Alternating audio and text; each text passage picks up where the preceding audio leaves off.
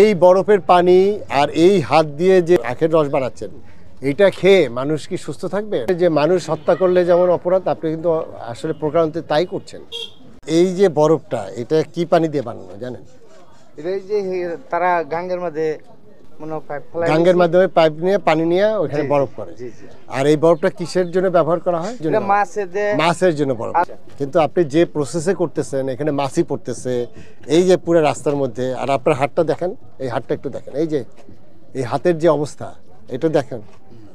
এই যে নখও পর্যন্ত কাটেন, নখের মধ্যে কি বরফ আছে এখানে? ওই বরফ কই দেখি তো, বরফটা বাইর করেন তো। এটা বন্ধ করেন, বন্ধ করেন, বন্ধ করেন।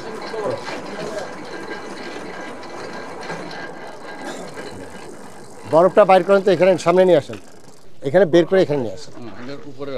আচ্ছা, প্রথম কথা হলো, আমার কথাগুলো শোনেন, আমার কথাগুলো শোনেন। এই বরফটা কোথা থেকে কিনেছেন? পশ্চিম বাজার থেকে। এটার ফ্যাক্টরি কোথায় বরফের? পশ্চিম বাজারে। এই একটা বরফ আপনি কতটুকু বরফ কেনেন? কয়টা টুকরা? এক টুকরোই, মানে এটার উপরে থুয়ে রাখেন। আচ্ছা, আর শরবতের সময় শরবতে মিশান? জি না, ওই যে এইভাবে থাকে, মানে পানিটা যখন গরম হয়ে যায়, মালটা গরম হয়ে যায়, তখন এক লোকে খায় না, তখন এটার উপরে এই যে এই পানিটা আপনার ইসের মধ্যে পড়ছে না? হ্যাঁ, এটার মধ্যে বরফটা, বস্তার পানিটা পড়তেছে। আচ্ছা, এখন এই যে বরফটা, এটা কি পানি দিয়ে বানানো জানেন? এটা যে তারা গাঙ্গের মধ্যে গাঙ্গের মাধ্যমে পাইপ নিয়ে পানি নিয়ে ওখানে বরফ করে।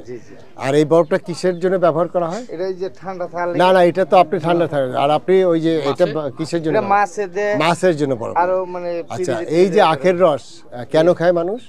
আখের রস জন্ডিস বা জন্ডিস। আচ্ছা, আপনি তো বড় ডাক্তার, আখের রস খায় জন্ডিস ভালো হয়ে যায়। খায় হলো যে গরমের দিনে একটু শরবত খাইলো, মানুষের অস্বস্তি লাগে, তখন একটু শরবত খাইলো। এই শরবতটা যে বানাচ্ছেন, আখটা তো আল্লাহ তাআলা ভেজাল দেয় না, এটা একদম ফ্রেশ আখ। কিন্তু আপনি যে প্রসেসে করতেছেন, এখানে মাছই পড়তেছে এই যে পুরো রাস্তার মধ্যে। আর আপনার হাতটা দেখেন, এই হাতটা একটু দেখেন, এই যে এই হাতের যে অবস্থা, এটা দেখেন। এই যে নখও পর্যন্ত কাটেন, নখের মধ্যে কি? এইটা দিয়ে যে বানাচ্ছেন, এই যে পানিটা দিয়ে এই গ্লাসটা ধুচ্ছেন, তাইলে আপনি কি করতেছেন? এই দোকান থেকে আপনি ওই যে ডাক্তার সাহেবদের জন্য আপনি রোগী সাপ্লাই দিচ্ছেন।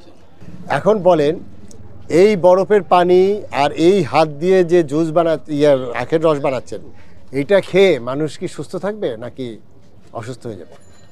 আপনি কি জানেন যে এটা অপরাধ হচ্ছে? হ্যাঁ জি, আমি যখন বরফটা দিছি আমার অপরাধ দিছি।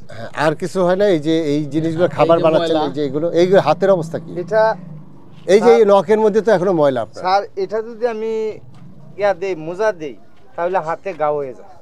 আর আপনি বললেন যে কি এটা নিয়ে জন্ডিস বানানো? হ্যাঁ, জন্ডিস তো আরো আপনি বানাই দিচ্ছেন। জন্ডিস না, আরো 10টা রোগ বানাই দিচ্ছেন। এটা তো আপনি তো অনেক ক্ষেত্রে যে মানুষ হত্যা করলে যেমন অপরাধ, আপনি কিন্তু আসলে প্রকারান্তে তাই করছেন। এই যে এখান থেকে যেভাবে রোগ জীবাণু ছড়াই যাচ্ছে, তাহলে কি করা উচিত বলেন? কি করা উচিত? প্রথমে এই আগগুলো রাখবেন, আপনি একটা গ্লাসের মধ্যে রাখতে হবে। কি বলেন তো? তাহলে মাছি ময়লা পড়বে না। হ্যাঁ, তারপরে এইগুলো সমস্ত পরিষ্কার পরিচ্ছন্ন রাখতে হবে, গ্লাভস পরতে হবে। আর এই বরফ ব্যবহার করা যাবে না। হ্যাঁ, তাই এই অপরাধের জন্য আপনার কি শাস্তি হওয়া উচিত?